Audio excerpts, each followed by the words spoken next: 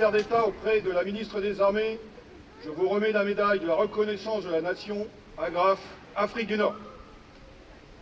Secrétaire d'État auprès de la ministre des Armées, je vous remets la médaille commémorative Agrafes, Afrique du Nord.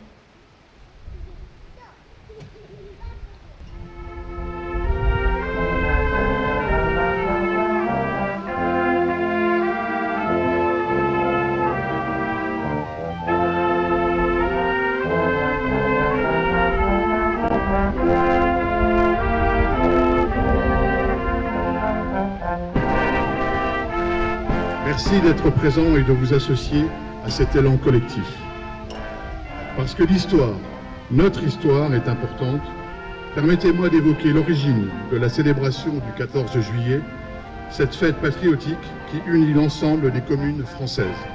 Le 26 août 1789, la Déclaration des droits de l'homme et du citoyen officialisait les idéaux d'humanisme, de justice et de générosité développés par les philosophes du siècle des Lumières, tout en semant les germes de la démocratie moderne.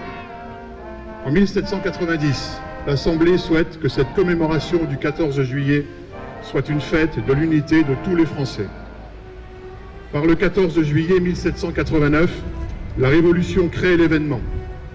Par le 14 juillet 1790, elle crée l'expérience festive. Mais l'idée d'une fête de la nation, si elle rassemble l'ensemble de la classe politique, rencontrera quelques obstacles et il faudra attendre 1880 que les députés républicains déterminent la date du 14 juillet comme symbole de l'unité française. La loi est promulguée le 6 juillet, quelques jours avant la première célébration dont le programme est déjà préparé. Le jour de la fête est déclaré chômé, comme le sont certaines fêtes religieuses, mais aussi pour en faire une journée identique sur l'ensemble du territoire national. Ce qui est aujourd'hui une tradition doit aussi rester la célébration de la nation rassemblée et unifiée. Vive Lutz, vive la République et vive la France.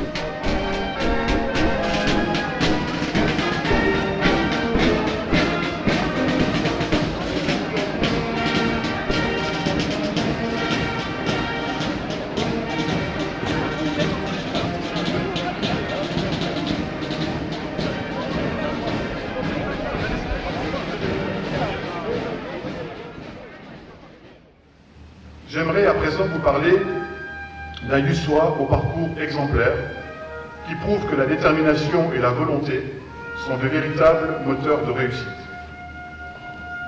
Daniel Delaby est né le 19 avril 1938 à Ribemont, en Picardie. Atteint d'une malformation congénitale, entraînant un défaut de préhension, il ne laissera pas ce handicap dicter sa vie. Bien au contraire, cela deviendra son moteur psychique, comme il le dit lui-même. Il dissimulera son handicap pour être déclaré apte au service militaire et il sera incorporé le 1er novembre 1961. Et il réussira le concours des élèves officiers et sera affecté en Algérie où il restera du 27 août 1962 au 24 avril 1963.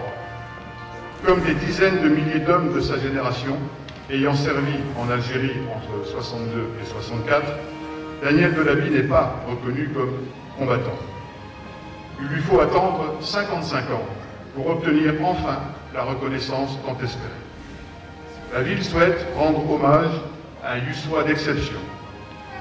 Monsieur Daniel Delaby, j'ai l'honneur et le privilège de vous remettre aujourd'hui la médaille d'honneur de la ville de Lutz.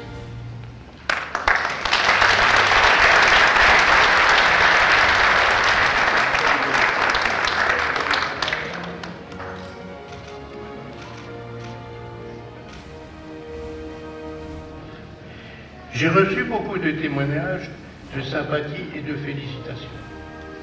Être désigné citoyen d'honneur de la ville de Lutz par son représentant, M. Bruno Sapin, est un magnifique cadeau.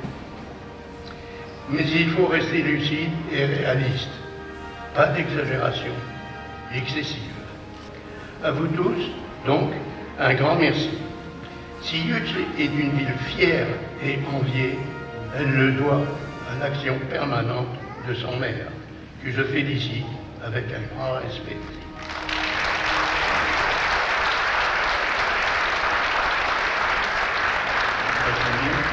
Ayant obtenu les mentions bien et très bien lors de l'épreuve du baccalauréat. Ces jeunes gens ont travaillé dur pour obtenir ces résultats et ils méritent toutes nos félicitations. Et donc je souhaite les appeler un à un pour qu'on puisse, après, lorsqu'ils seront tous là, bien sûr, leur faire une petite ovation.